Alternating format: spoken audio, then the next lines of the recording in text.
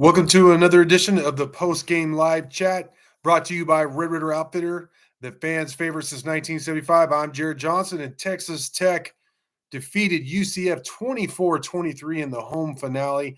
It was a big win for Texas Tech to become bowl eligible. They are now 6-5 overall, 5-3 in the Big 12, ensuring a winning record in the Big 12 for the second consecutive season, which is significant for a number of reasons. But for one, for the fact that Texas Tech hadn't done it, hadn't been posted a winning record in the conference in consecutive seasons since 2008, which was a pretty dang good season, and 2009. So happy times on Senior Day for the Red Raiders, and third consecutive victory for Texas Tech, which is really impressive.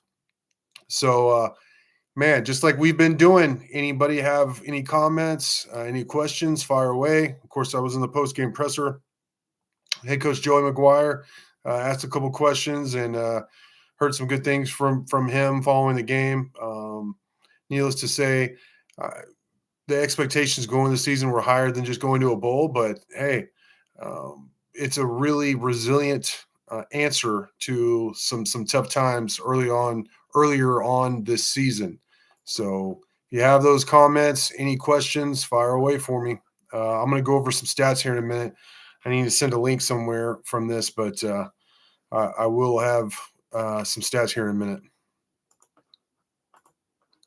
Joe Gutierrez says UCF came in, pulled out all the stops, but in the end, they didn't have Tahj Brooks in the backfield. Yeah, and that was one of my keys going to the game was limiting R.J. Harvey, their running back, who, let's face it, he had been at least as hot as R.J. Harvey had been. So, or R.J. Harvey had been at least as hot as Tahj Brooks had been. I mean, he ran for 209 yards against Oklahoma State in their big win the week before. And the week before that, he ran for over 160 yards and 3 TDs. So he had run for 370 yards and 6 touchdowns in 2 games before going against Texas Tech. And the Red Raiders, though he did score 2 touchdowns, the Red Raiders held R.J. Harvey to 81 yards, or actually 78 yards on 20 carries, which was an average of under 4 yards. So that's impressive. I mean, I thought overall the performance against R.J. Harvey was impressive. Lucas the Goat says, with 3 wins in a row, do you think Texas Tech has a shot at beating Texas? Yeah, that's a great question. Texas is going to be heavily favored, and I think rightfully so. But, I mean, it's in Austin. They've had a great season so far. They are a talented team. But, I mean, Texas Tech does have some momentum. Don't get me wrong. And, I mean, Tech beat UT last year, though it was in Lubbock. They've beaten Texas in Austin a couple of times in the past decade. So it's not like – this isn't a David and Goliath type thing. Tech, again, will be, heavy underdogs, but get a couple turnovers, a couple of things go Texas Tech's way. And, I mean, yeah, the Red Raiders can foreseeably beat, or upset Texas in Austin. It could happen. I'm not saying I'm going to pick that to happen, but they can beat them, absolutely. Especially with, like you said, like Joe Gutierrez said, Tahj Brooks in the backfield. You have one of the top running backs in the country. That gives you a chance. Your defense has been very competitive, come up with a couple of turnovers. Some crazy things happen on a Friday night game, the day after Thanksgiving. It could definitely happen. Thomas Gilbreth wants to know, would it be an overreaction to say Tahj is one of the greatest Tech running backs of all time? Absolutely not. I think he cemented his status as one of the best running backs in Texas Tech history. Certainly top 10. I think you can make an argument for top 5, which is really saying a lot. Some really great running back. You think of the great running backs at Texas Tech, the Golden Palomino, and obviously all kind of Bam Morris. I'm leaving so many guys out. James Hadnot. I know I'm leaving some really good running backs out. Even SaRodorick. We had SaRodorick Thompson on the Rockin' pregame before the game on Rock 101.1 FM here in Lubbock, and it was really great to catch up with him. I mean, he scored a lot of touchdowns in his time at Texas Tech, but Tahj Brooks has turned in a truly special season. He's had a very good career. You can make the argument a top 10, top 5 career in Texas Tech history, but in terms of seasons, what a great season. I mean, it's right up there. What a great player. He's a great dude too. I'm not pretending like I know him, but I interviewed him a bunch all the way back from the recruiting process, and then he's been a player here for a long time. He seems like a great guy. He's very easy to root for. He really is. Kim Coulter says, could care less really about which bowl. We're not losers, but we had 2 true freshmen play tonight on defense. Rabbit was out, and true freshman stepped up in his place. Lewis also played well. Yeah, Chapman Lewis did play well. Even that one touchdown, which it looked like maybe it was his fault, it wasn't his fault. That was a breakdown more between C.J. Baskerville, who had a great game, 7 tackles and a big interception, and Braylon Lux, who's been terrific, and he was good again tonight. But it was one of those where it was supposed to be Braylon Lux blitzing. McGuire talked about this in the postgame. I think Adele Williams of the Lubbock AJ actually asked him about this. And we said it in the press box. I was like, there's no way that DeRuyter blitzed both the safety and that corner the way that formation was on that play. You don't see it in football. It had to be a communication breakdown. It was originally supposed to be Lux that blitzed. But due to the formation, there was a check. Lux didn't hear it, and so both he and Baskerville blitzed, which left that corner or left that receiver open, which led to a big touchdown. And it looked like Chapman Lewis may have been late coming over, but it wasn't his fault. It was just a breakdown, and honestly, there hadn't been a lot of breakdowns. Tech hadn't allowed a lot of explosive plays. They didn't against a very good UCF offense tonight, and they haven't a lot for this season. That's one area they've been much better this year than they were last year. But Chapman Lewis made some big tackles, played well, and he looked really good. Him, Brendan Jordan. Jordan's been so up and down. They're asking him to do so much, but he made some nice tackles tonight as well. So and then the unsung or the unlikely hero, Duda Banks, Amarian Banks, with a big sack or a big quarterback pressure that caused the interception that Baskerville got, and then he blocked that extra point, which ended up being the game-winning play. After Jalen went down, which, if anybody has any injury questions, I could provide some updates that McGuire gave at least as well. It looks like Jalen, it's not a serious injury. It was a knee injury, but he's somebody, he tore his ACL, I believe, right before he was playing basketball. He told me before his senior season in high school. So, he was really scared tonight when he got hurt, but there's no tears. Nothing's, like really destroyed, as McGuire said, but that they're really hoping that they'll be able to brace it up and he'll be able to play Friday. So that's great news. It's disappointed for a guy who's started 55, 57 straight games to go down on senior night. But Duda Banks stepped in there and made some huge plays for Texas Tech, which is great to see. That's what it's all about. That's when they say next man up. He stepped in there and played great. So there are some younger guys or guys that haven't been, atop the depth chart that played tonight and played well against a really good offense. All right. Next question comes from Andy Hooks, who says, thinking ahead, where does the offense go from here without Brooks? It looks difficult. Well, that's true, but Baird Morton will be back with more experience. Hopefully his shoulder will be much better. I do think it is understandable to question, could Cameron Valdez be the guy? And I'm not sure. Is that guy on the roster? I don't know. And they're going to get some help in terms of receiver. Micah Hudson, who was on campus, visiting for the game, by the way, 5-star receiver. He's supposed to enroll early in the spring, which gives him a better chance of playing early. And I expect him, needless to say, that talented guy, I'm expecting him to play as a true freshman and possibly play a lot. So that'll help the offense. Him and Barron appear to be tight already, even though he's not officially on campus yet. So, I would take it year to year. It's definitely understandable to wonder where's the offense going to go after Tahj, who's what a great talent, what a great season he's had. But we'll see. We'll see if a guy like Anquan Willis is a true freshman who looked pretty good in fall camp, if he could step up. Will they have to go to the transfer portal maybe? I don't think they're targeting halfbacks or running backs right now, but you never know. Will Valdez kind of grow up and stop making some of those mental mistakes So where they feel like they can trust him in pass protection and knowing exactly what he's supposed to do on every play and all those things, because he's a talented guy. Kim Coulter says Manning's going to miss Tahj, best running back since Bam, in his opinion. Yeah, I mean, I really like DeAndre Washington. Don't forget he was first team All Big 12. He ran for over 1,000 yards 2 years in a row, including 1,400 yards. He was a special guy too, but Tahj is right up there with him. I mean, he is. He's putting in that kind of season that Dre had his last year. And I think Tahj is going to have he has a very good chance of having a very good career in the NFL because he does everything well. He's great in pass protection. I think he's a better receiver than what we've seen, honestly, here at Texas Tech. And obviously, the dude he can run the rock. So I'm going to miss him too, though. No doubt. George Vance says, McCray had a big game. Is he planning on coming back next year? And does he have any eligibility left? I do believe he does have a year of eligibility left, at least. And I don't. As far as I know, he's planning on coming back, and he did. He had a 54-yard kick return. He had a 54-yard reception. He had a big game. He stepped up. Miles Price was out again. He hurt his shoulder at the end of the Kansas game. McGuire said. I asked about Miles in the post-game press conference, and he said that they just didn't feel good about him going and put him in that position tonight, but that they're hopeful that he'll be there Friday against Texas.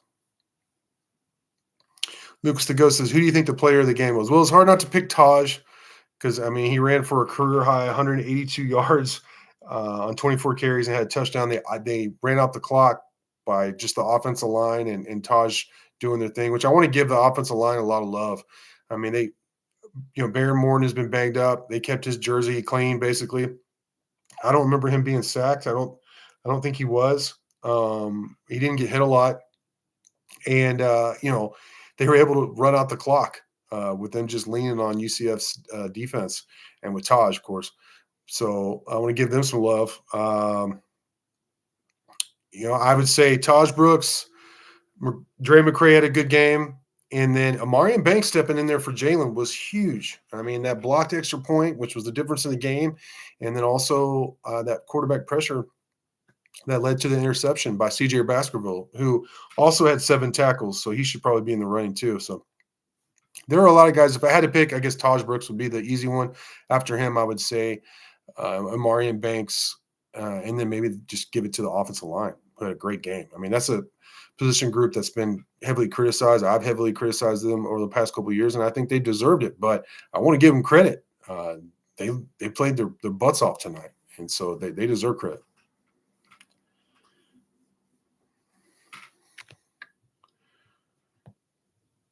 Kim Coulter said the Cyclones are hanging tough with Texas 23-15. I mean, I'm not surprised. It's tough to beat Iowa State in Ames in November. Tech did it last year, but it was a dogfight, and that was a really good Tech team by then, which is a common theme, right?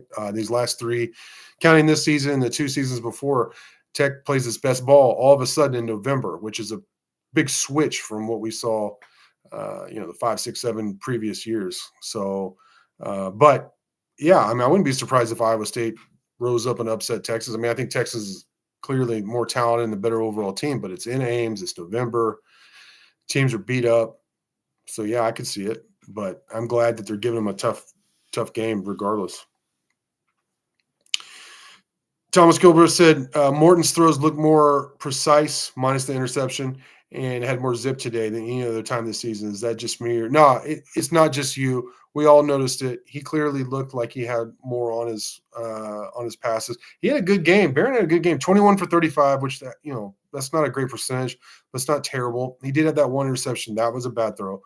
Other than that, though, 256 yards, 2 touchdowns. He did another one of my keys was that, look, UCF was going to load up against the run. UCF does not have a great defense, but they have some good players on defense. They had that really good offense. And so in order to keep up with UCF's explosive offense, I really felt like Texas Tech had to come up with some explosive plays through the air. They couldn't just rely on Tahj, and they did. And even they had a couple early in the game, or a couple explosive plays. One was a passing play from Barron, that where they were in position to score once, even in the red zone where they came up empty. They were stopped on fourth down, which was I was afraid that was going to come back to bite them. But throughout the game, they were able to come up with some explosive plays, at least some nice plays, some bigger chunk plays in the passing game, than more so than we've seen for the most part previously this year, to augment what you get from Tahj, one of the best running backs in the country. And I thought that was huge. I thought Barron looked good. And his arm looked better than it had, maybe even all year. He looked pretty good against Baylor. What was he? He looked pretty good. His arm looked pretty good against TCU. I thought last week it didn't look as good against Kansas in terms of just arm strength to zip on the ball and everything. There could be other factors with that. He looked good tonight. Barron looked really good. Kim Coulter said, "Duda." Yeah, man, he deserves the love. That was a really nice. When a guy comes in off the bench replacing, let's face it, a legend in Jalen Hutchings. I mean, the guy started over 57 games in a row or something like that, and been all Big 12 caliber. I mean, look at the plays he made last week against Kansas. But then for Marion Banks to step in there and make game deciding plays like that is special, man. That's what it's all about. Luke Haley said, "Your take on the Temple offense? The hurry up seemed to accomplish nothing but squandering big first downs." Yeah, I'm not a big, I like philosophically, I get why people use tempo, and I think it works for a lot of people. For whatever reason, it doesn't seem to have worked well at Tech. It didn't work. I thought there was wasted plays with Kingsbury. I was here. I thought there was wasted plays with the previous regime, and so far with Kitley. I even asked Kitley, I think it may have been last week, if not last Monday or the Monday before, about because I thought maybe it just seems like I hadn't charted every time they go tempo, like what the result is, but it just seems like every time they go tempo, it doesn't work. And I asked him, is it just that we're focused on the negative plays? And he said, basically, where it's been effective is when it's like third and short. And maybe they only get 1 yard, but if they get the first down, they consider that a successful play. But I know they also run tempo like you're talking about after they get a first down. And it does seem to waste it down a lot. I don't like it. I get the philosophy. I don't think it's a flawed philosophy, but if it never seems to work, or more times than not, it doesn't work, it's a wasted down, then maybe you should scrap it.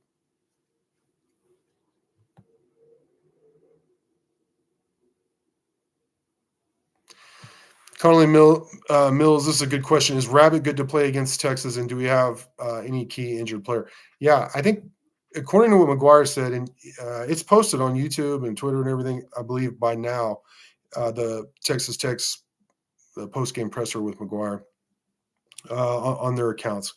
But I asked about Miles Price, and he went ahead and updated several guys. I already mentioned Jalen Hutchings, that it doesn't appear to be serious at all, and they're hoping to brace it up and for him to be able to play against Texas. Dadrian Taylor, again, same kind of thing. They expect him to be able to play against Texas. They're hopeful. So I would list them as probable. We'll get another update on Monday from McGuire, but it sounds like probable. Same thing with Miles Price after a shoulder injury. It's different from Barron's, but it's a lot of pain, and but he is expected to play. Tyler Owens, who didn't suit up and didn't play today, he got hurt against Kansas, but he is very much expected to play against his former team, Texas. He's told me, I remember talking to him before the season, he's got some friends on the Longhorns. They talk smack, and he enjoyed getting to, talk a lot of smack to them about beating Texas last year. So I'd be surprised. I mean, let's put it this way. Tyler Owens doesn't play Friday, and he's really hurt because, he wants to play and get a dub in Austin there against his former team. I'm trying to think about who else I might be missing. It was great to have Mason Tharp back this week. He had a concussion and been out for a while, but he had a nice catch on a drive in the red zone. And it was Tech ran a lot of 12 personnel tonight, and but definitely when they were running out the clock at the end of the game, and him and Baylor Cupp did a great job blocking. And McGuire went into that some of the post game too, but it was clear that they were going to heavier personnel with 12 personnel, 2 tight ends, and it worked. It was very effective. So it was good to get him back. I'm trying to think about who. Oh, Jacob Rodriguez will not play, not because of injury next week, but because they want to retain his red shirt. He didn't redshirt at Virginia or last year after transferring. And, you get up to 4 regular season games to play in and still redshirt now. Now, one other cool rule that the NCAA, I don't remember when they passed it, all these new rules, but relatively recently, is that he can play in the bowl game. So while if he played against Texas, he would lose a whole season of eligibility despite only playing in 5 games, less than half the season. So it makes sense, even though I hate that he's not going to play. I mean, he led you in tackles with 12 tonight. So that's a key loss, but I get why he's not playing at Texas. So that's something to keep in mind. If there's anybody else who's been injured, throw them out here. My brain's kind of scrambled from a long day, but great day, fun day, all the way around. Great weather, good crowd considering. I mean, I think a lot of the students were gone for Thanksgiving, but there was a lot of students there. It was an announced sellout. It certainly wasn't a packed house in terms of busting the seats, but they were a good crowd. I saw some people complaining in a couple places about the crowd, and I thought they were good. One thing about the crowd all year, and it's done now. That was the home finale, of course, and senior night, was that they stayed. They stayed more this season than I've seen in a long time, since when I was a student, like back in the day. It made a difference. So for those of you that went to the game and stayed, thank you and good job, because it makes a difference. I mean, this 1-point game like this, I mean, the crowd made a difference tonight. So I'm glad it wasn't this mass exodus at halftime or the third quarter or whatever. All right. Next question.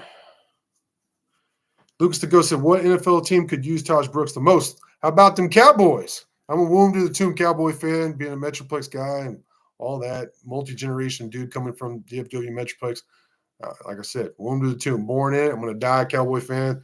I don't know if they really need a running back or not, but I would love to see Tahj, with that star on his helmet. Fabio says, going bowling, my friend. Horns down from Brazil. Wow, all the way from Brazil. Awesome.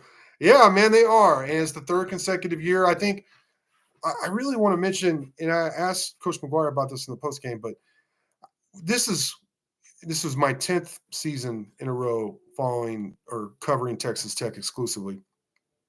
And I mean, it's an honor and a privilege. But there have been times when I could tell hearts weren't in it, or the character and makeup of a team just wasn't right. Something didn't sit right with me.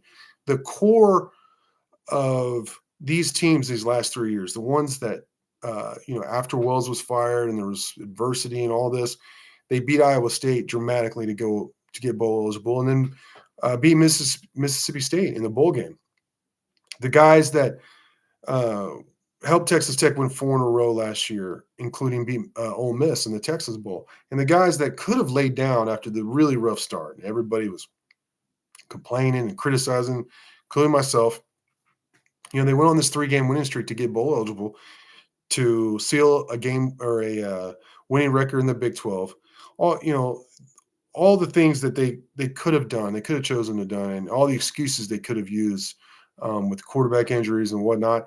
They didn't. They fought back from adversity. It's a tough group. It's a different thing than what we've seen or what we had seen from Texas Tech, the previous 5, 6, 7 years. I just want to tip the cap to them. It doesn't mean that this season has lived up to the preseason expectations and all that, but they have my respect for whatever that's worth. They have my respect. The Jalen Hutchins of the world, the Tony Bradfords, the Tahj Brooks, the Rabbit, Dadrian Taylor Demerson, this Roger Thompson, who wasn't here this year, but he was a big part of that run the last couple of years. I'm leaving so many guys out. Miles Price, some of these offensive linemen, Dennis Wilburn the last 2 years, him going back to center has really helped out this team since they did that. I think that was a great move. He solidified and anchored that offensive line. So that's been great. He was a big part of it last year. But all those guys, man, they changed the narrative. Tech wins in November now, and they go to bowl games. I mean, and they're more than competitive in the Big 12. They're posting winning records in the Big 12. Now, that may not sound like huge achievements, but coming from what I covered day in and day out, like I said, 5, 6, 7 years ago, that is a huge turnaround. That's a huge difference, and that is the foundation. Part of that is the Sonny Cumbies, the Coach Wells. I know people don't want to admit it, and I get it, but he did change the attitude and the type of athlete in terms of the mentality and the character that was brought in. And McGuire and his staff certainly have taken that a step forward. So, again, for whatever it's worth, they have my respect as a guy who spends a lot of time covering, talking, thinking about Texas Tech football.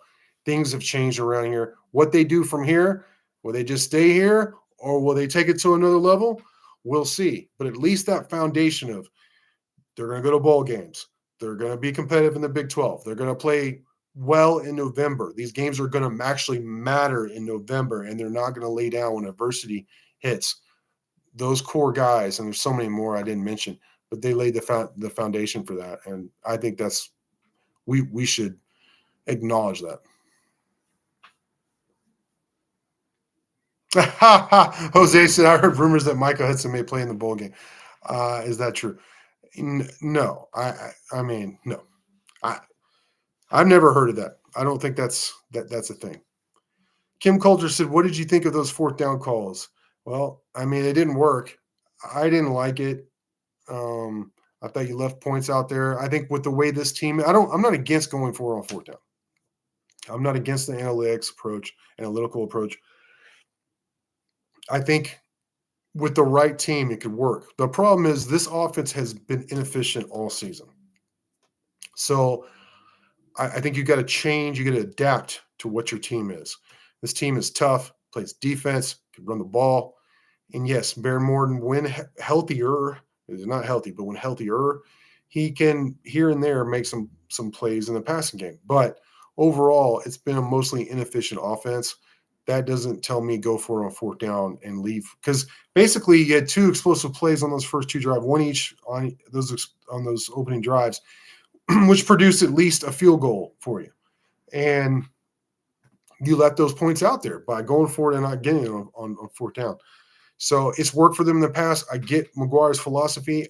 I just think you got to adapt a little bit to your personnel. And the personnel says maybe you shouldn't try and go for it on fourth down as much this season. Next year, go right back to it if your team is different.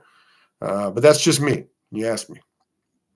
Hudson said, UT defensive lineman will probably give Tech trouble, especially passing downs. Yeah, a Sweat is one of those guys who just jumps up. When I watch them play, like, that guy is just a problem. He's going to be a freak, a really good defensive lineman in the pros too. And that's always the case. So they're going to have to scheme around it, and Tech's going to have to adjust. That's the game.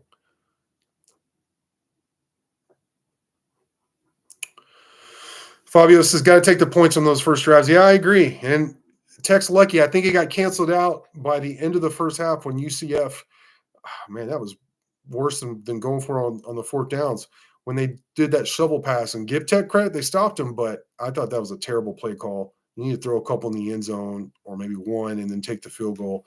But UCF came away with no points on that drive, and I think that was a huge mistake and a big part of the game, and it kind of canceled out those 6 points left on the field there by not getting it on those fourth downs. George Vance would love to see Tahj go to KC, Dallas, or Houston, somewhere where we'd get to see him a lot. Yeah, I mean, that'd be great. Him match up with Tahj, and you got Pacheco there and some other guys I'm not remembering off the top of my head, but I mean, going to that situation would be amazing for Tahj. I'd love to see him in Dallas, but I really like Houston right now too. I love their coach. He was a great player when he played. Stroud seems to be like the real deal quarterback. They're on an upswing. They parlayed so many trades and stuff into a bunch of draft picks. I think they drafted well. And so, I mean, and like you said, we get to see him a lot, and he could stay in Texas. That would be really cool. But I just hope he gets a shot because he deserves it. I think he will. Laura Weiss says, do you think Brooks will be named All-American? I think he has a good shot. Yeah, I mean, I think some publications will name him All-American. Whether he'll be like a unanimous All-American, I don't think so. There's so many good running backs out there. But some of those stats, like Pro Football Focus, mentioned that I've seen like on social media, Twitter and stuff like that, that he by far has broken the most tackles of anybody in the country this year, which makes sense, right? I mean, we've seen it. Even tonight, some of the runs he had where he broke tackles and just shifted and lunged and then kept his feet, the scramble drill and all that, and got 4 or 5 yards out of what should have been a negative play. Like he's amazing. He really is. I think he has a shot, especially if he has a big game against Texas. I mean, that would help. Let's be honest on that stage. But he has a lot of competition. It seems like running backs are getting. There are a lot of good running backs this year, even just in the Big 12. Joe Gutierrez says, worst case scenario, which I don't give a damn bowl do you think Tech could go to? I saw 24/7 Sports had them matched up against Maryland in the Guaranteed Rate Bowl. So I don't even know where that is. I didn't even look that up. But I think the worst case scenario would be like someplace really far away, against an opponent we wouldn't care about. But either way, you get the extra practices, all those little things you hear about that probably sound like fans get tired of hearing, but they are important. And I'm glad you have a whole month to look forward to more Red Raider football, which I love. And so I'm with you. I don't really care, but that's the one I've heard was against Maryland, who I don't think Tech's played before in football, in the Guaranteed Rate Bowl. So that'd be cool. Hopefully it's a cool venue. I don't know where it's at.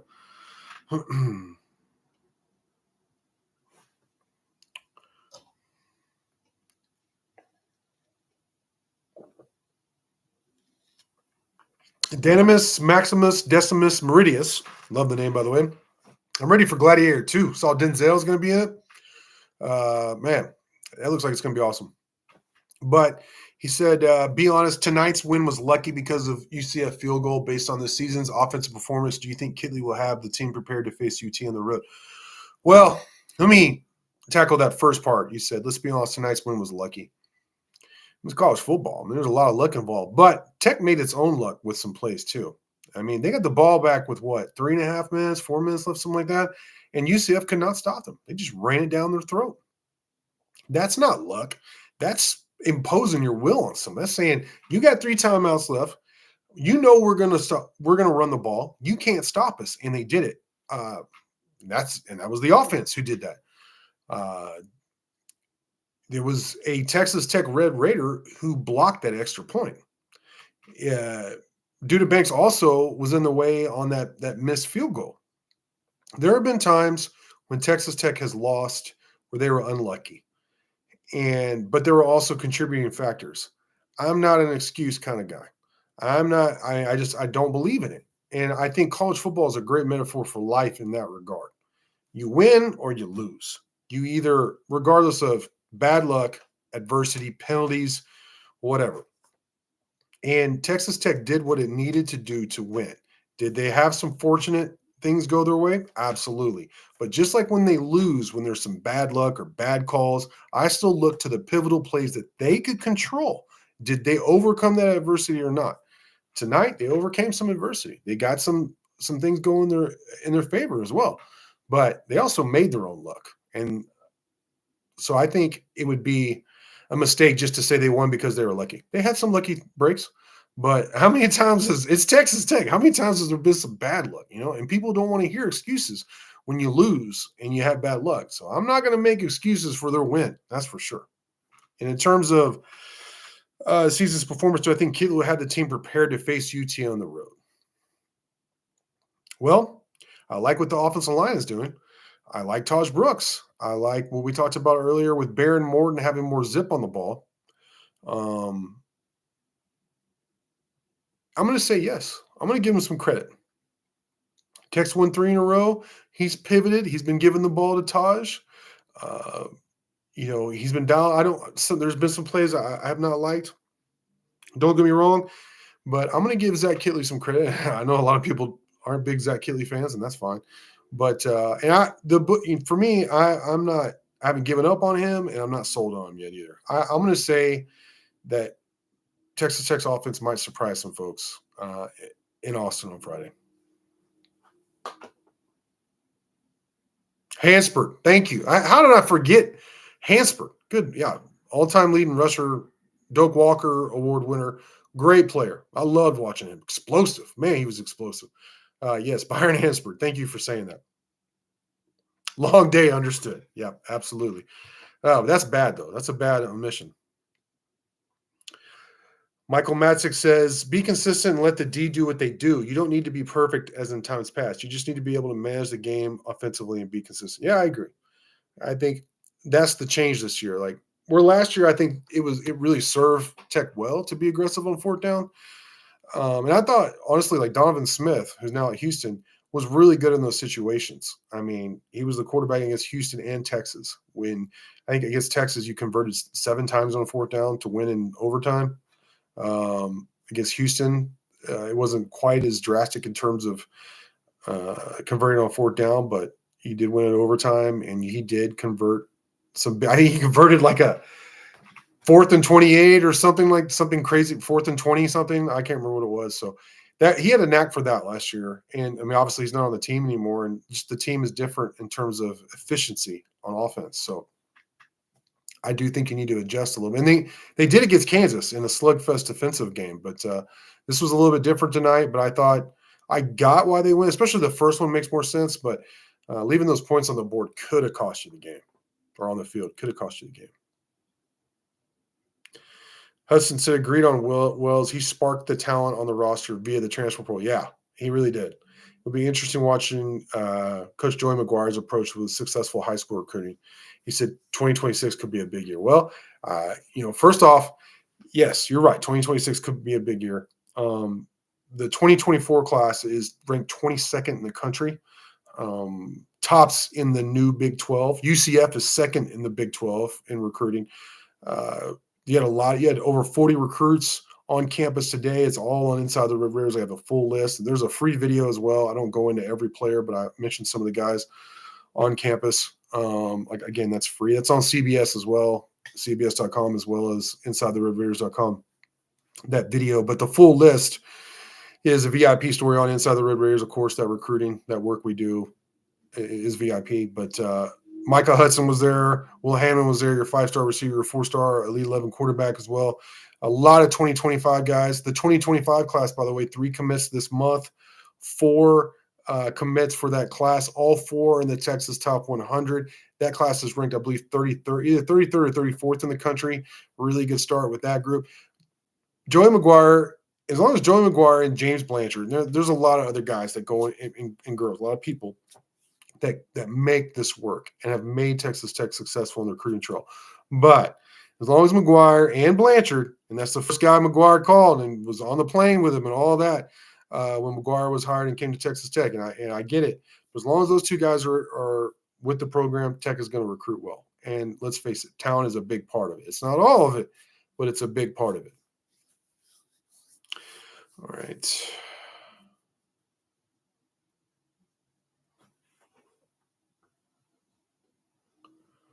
But you know what? That was a really good point about Wells, because the transfer portal, he was like right in the beginning. We actually had Zach McPherson on the Rockin' pregame show today. He said he was like the 2nd or 3rd ever, not of his class, but ever in the transfer portal. And he talked about the job that Wells and some of the other guys on the staff did in recruiting him. And McPherson, had a really good career at Tech, and unfortunately he's with the Eagles, which him and I talked a lot of Eagles Cowboys smack on the air today and off the air, but really good dude, good player. And Wells was right out in front in terms of the transfer portal, and that helped. Now, his in-game decisions and management was horrific, but he did do some positive things that set things up for Joey McGuire and his staff. Thoughts? Michael Matzik said, thoughts on depth and foundation built for future? Do we think they have personnel to be deep at the key positions to contend for the Big 12? It's a really good question. I'm curious about 2025, because I mentioned all those foundation guys who have been a big part of Tech, but changing the narrative.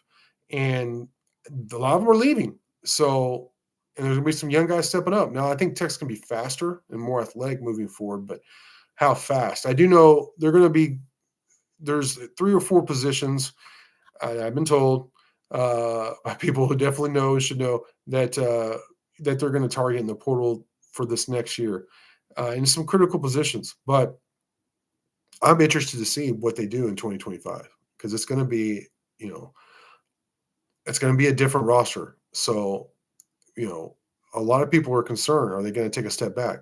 I don't know if they'll take a step back. It'll just be different. It's going to be a different team. Will they have the ability to overcome adversity and all that stuff and win in November? We'll see. But in terms of recruiting and roster building, all that stuff, it's very sound. It's very healthy. It's very sound. You get all the new amenities, the south end zone, the football facility, all that stuff. It's this is as healthy as I've seen the football program in the decade I've been here. I mean, that's the honest answer. Michael Burns says, what do you think of Tech's chances of beating Texas? I think it's going to be very difficult, to be honest. I think Tech will be and should be heavy underdogs. But that's kind of the story of this, their history, right? Texas fans they'll never admit that Texas Tech has been a rival. But, I mean, they kind of have been. They've been playing a long time. They're in state. Tech here recently, I mean, you look at what happened with the whole Chris Beard saga, and then them sweeping Texas when I know it's a different sport, but even Kingsbury won at Austin a couple times. You just beat them last year, so you've had more success here recently against them, and you played a lot. Played a lot throughout the years. And this is probably going to be the last game for the foreseeable future. So I think there'll be some emotion, at least on Tech's end of it. I think it'll be difficult, but I think it's doable. I don't think it's a big David versus Goliath situation. Tech has veteran players, guys that have beaten Texas before. So I think Tech has a chance, but I do think Texas will probably win. I mean, I'm probably going to pick Texas to win. Will I be surprised if Tech wins? A little bit, but not shocked. There have been times when Tech beat Texas, I was like, wow, I didn't see that coming. But so it's not quite as drastic as that. But I mean, Texas is the more talented overall team, and it's an Austin. If it was in Lubbock, that'd be a complete. I'd be like, hey, let's go. Tech's on 3-game roll here. But it's not. It's in Austin, so we'll see. Kim Coulter says, you nailed it again tonight. Thank you for doing this post-game show. Of course, man. Thanks for being on and contributing. Michael asked about how I thought about Bear and how he looked tonight in his arsenal. Yeah, he looked better, like I said before. I thought he was efficient. He created some explosive plays. He made some beautiful throws tonight. He really did. And I'm excited for the future with Bear Morton, the experience he's getting. I think, again, going through adversity, playing injured this year, I think he's probably learning a lot, and he's a cool dude. Barry, if you've gotten to talk with him at all, which I have a little bit, Barron's a cool dude, smart dude. He's got that it factor, and I'm excited about the future with him. I mean, I think Tech could be in for some really good seasons with him and do some exciting things. I think the offense is going to look a lot. Obviously, Tahj not being here, but I think him being healthy, hopefully he can stay healthy, but his throwing shoulder being more healthy next year, he's going to look very different, and the offense will look different because of it.